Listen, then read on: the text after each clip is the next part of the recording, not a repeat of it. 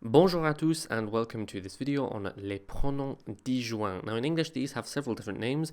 There's disjunctive pronouns, emphatic pronouns, tonic pronouns. They've got lots of names because they have lots of uses. And in English we don't really have a distinct set of disjunctive pronouns. We just use pronouns that we already have. In French though they are different and they are as follows. Moi, toi, lui for him, elle for her, and soi for one or people in general, nous, vous, eux for masculine or mixed groups, and elle for feminine groups. Now I'm hoping by now you know the difference between toi and vous and things, but one thing I do need to mention is that we already know that on can be used to mean we in French. So we live, for example, is either nous habitons or on habite. Okay, you can choose.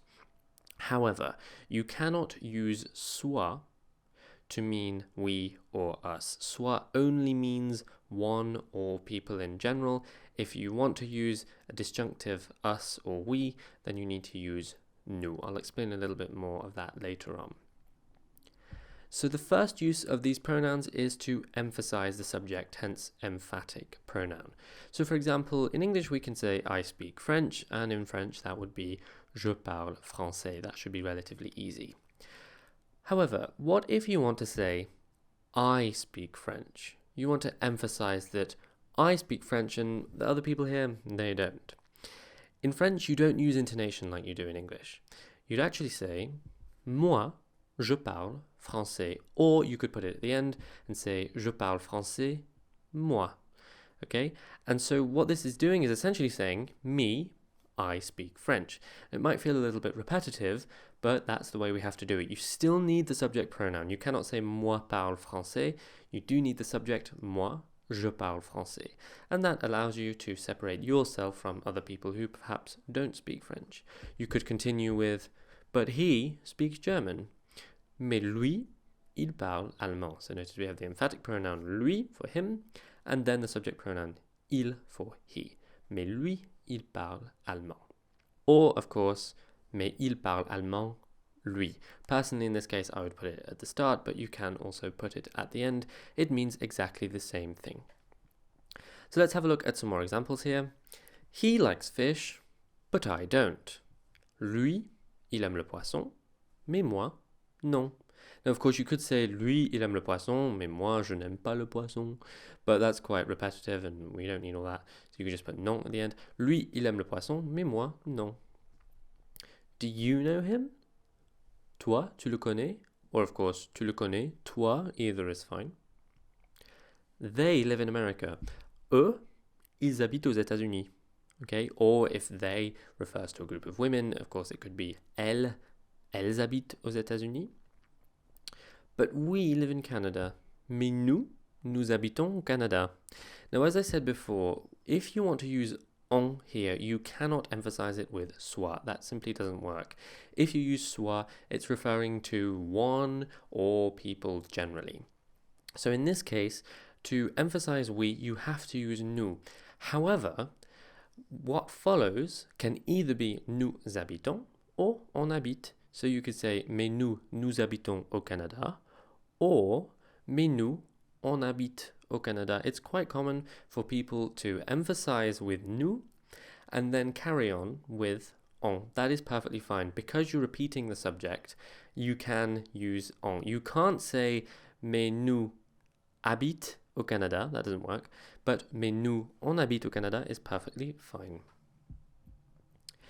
Then the second use of emphatic pronouns or tonic pronouns, whatever you want to call them, is use after prepositions. So, for example, come with me would be viens avec moi. I did it for you. Je l'ai fait pour toi. He is counting on us. To count on is compter sur. So, il compte sur nous. Okay? So that's relatively simple. Now, the exception to all of this, as you should already know, is a, right? We know that if a verb is followed by the preposition a, we don't use disjunctive pronouns, we use indirect object pronouns. So for example, I am talking to you is je te parle, not je parle à toi. Now you can use à toi emphatically here. If you wanted to say I am talking to you, as in I'm talking to you but no one else, you could say je te parle à toi. But it's better here to use the indirect pronoun as well, so je te parle à toi. But if you're just saying it neutrally, I am talking to you, it would be je te parle. However, I'm going to throw a spanner in the works and tell you that some verbs that are followed by a do not use the indirect object pronouns. I don't really know why, and you don't need to know why. There's just something about these verbs that doesn't let them use indirect object pronouns, and there aren't very many, so it's just a case of learning them. I will put a link in the description to a website with a list of verbs that work like this, but there are two that come to my mind. The first one is penser. So I am thinking about you is not je te pense. It is in fact je pense à toi. Je te pense is grammatical. It could be used in a different context, but I am thinking about you is je pense à toi. And the second one is being interested in. So she is interested in him is elle s'intéresse à lui, not elle se lui intéresse. That would be weird. There is something weird about these, right? Je te pense and elle se lui intéresse in particular. They do sound weird, but I don't know why. That's probably just because I know that they're wrong. Okay. Either way, just learn that these verbs don't use indirect object pronouns. There's no need to worry about why, because well, it's not going to help you, right? So just remember those two. Like I said, there are a few more. I can't think of them off the top of my head, but there are a few more. I will put a link in the description to those, but just be aware that some verbs that are followed by a act like other verbs followed by different prepositions. Next, we have the use of emphatic pronouns after c'est or ce sont, so it is or they are. So, for example, I am the one who is going. This seems emphatic, right? And you could say moi, je vais, me, I'm going. But if you really want to say something like I am the one who is going, a common way to do this is to say c'est moi qui vais. It is I who is going, right? That's how we can do it in French. And notice here that the verb aller conjugates with moi. Now that might seem obvious, right? You might think, well, duh. But actually in English, we don't tend to conjugate the verb with the subject. Notice we say I am the one who is going. In English, we tend to conjugate the verb with the word who. So if it's plural, we say are. If it's singular, we say is. In French, though, the subject and the verb have to agree. So she is the one who decides. C'est elle qui décide. They're the ones who are wrong. Ce sont eux qui ont tort. Ce sont because of course, is plural. And we're the ones who did it. Ce sont nous qui l'avons fait. Again, notice that we're conjugating the verb avoir with nous. Now, I'm also going to add here something which is technically wrong, but people do it anyway. Sometimes in the spoken language, in fact, no, quite often in the spoken language, people will not bother with ce sont. And even for plural verbs, they will say c'est. So for the last two, for example, in speech, you could say c'est eux qui ont tort et c'est nous qui l'avons fait.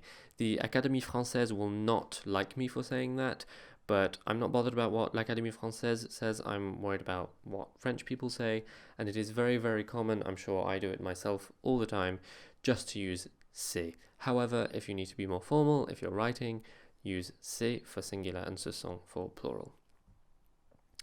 Then we have this kind of weird category that I've called when there isn't a verb. Okay, it's not very eloquent, but that's basically the essence of it. Of course, this makes sense because a subject pronoun needs a verb. It can't be a subject if there is no verb, likewise with an object. Okay, so if there is no verb, we use emphatic pronouns or disjunctive pronouns, whatever you want to call them. So for example, who is it? Him. C'est qui? Lui. Who did it? Me. Qui l'a fait? Moi. What about you? Et toi? Okay, there isn't a sort of what about in French, you just say and. Et toi? And even on its own, right? Me? In this sort of disbelief. Moi? Okay, so in all of these cases, there isn't a verb in the sentence with the pronoun, right? So you just use the emphatic pronoun, whether it be the answer to a question or just standing on its own. Then we have the use of tonic pronouns, emphatic pronouns, disjunctive pronouns. I really don't know what to call them.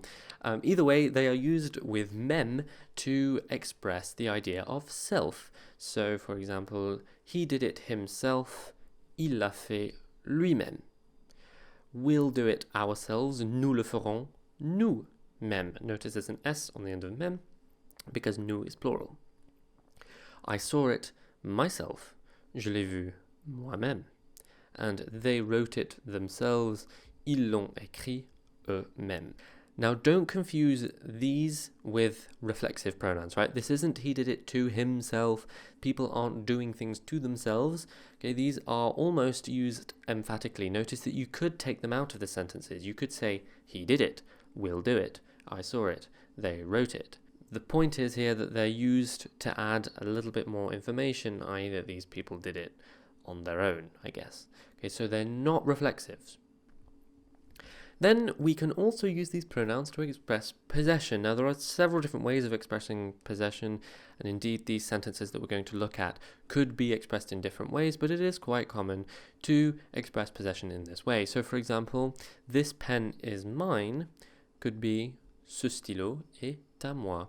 You could also say ce stylo est le mien. That is perfectly acceptable, but that's not using an emphatic pronoun, so we're not really bothered about that. Is it yours? C'est à vous? Yes, it's ours. Oui, c'est à nous. Or, no, it's theirs. Non, c'est à eux. Now, you might be wondering, don't we normally use de to express possession? For example, Sophie's father is le père de Sophie. And that is correct, but Sophie is a noun, not a pronoun, and that's the important thing here. We use a with pronouns, so mine, yours, his, hers, ours, its, etc., etc.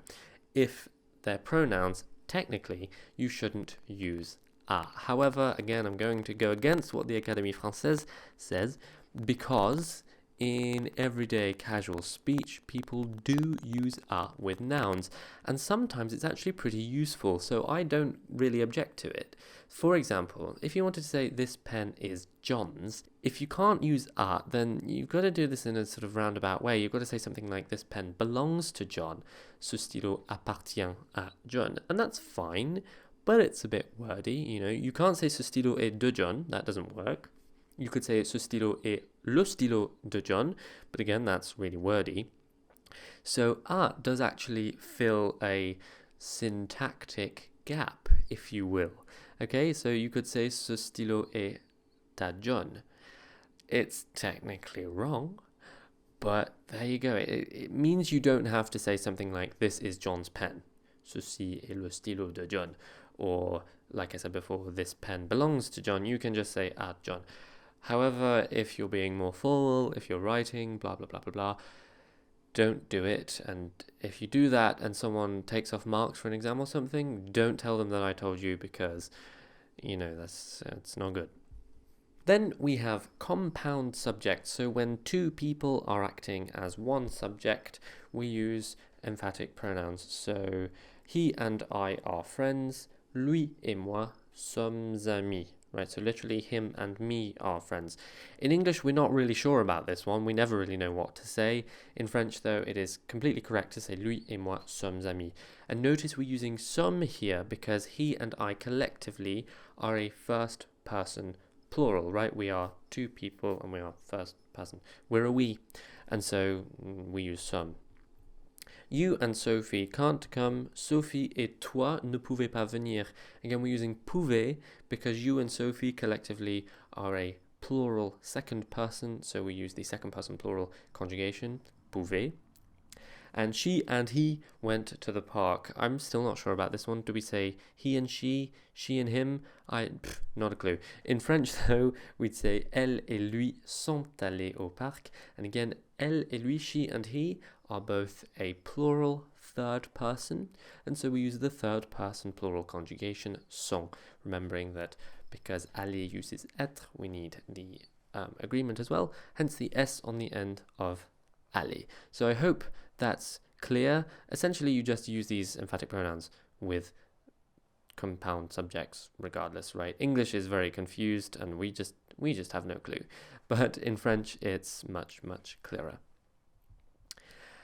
And then finally, I promise this is the last one, we have the use of tonic, emphatic, disjunctive, whatever, pronouns with the imperative.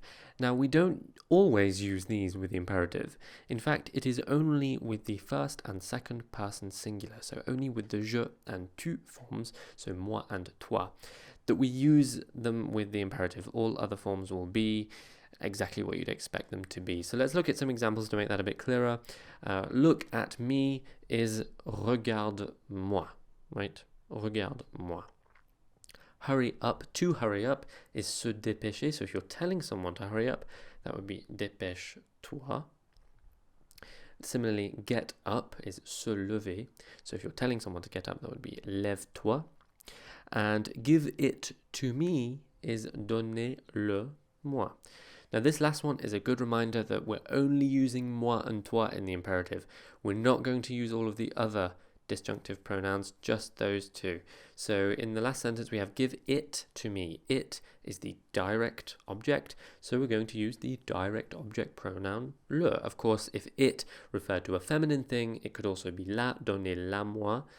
And if it were give it to them, we would just use the indirect object leur, right? So donnez-le-leur would be give it to them. It's only if we have me to me or you to you that we use these in the imperative. I hope that's clear. Of course, if you have any questions, you can put them in the comments and I will get back to them. So there we go. That is disjunctive pronouns. Hopefully it's all clear. As I've just said, if anything isn't quite clear to you, don't hesitate to ask. And also if you think I've missed anything, do let me know and ask me about that. And keep an eye on the comments. Sometimes people ask questions that may well be useful to you. So do keep an eye on the comments to see if anyone has asked a question that you might want to have asked. And yeah, that's about it for this video and pronouns in general. So I hope that was useful and I will see you next time. À bientôt.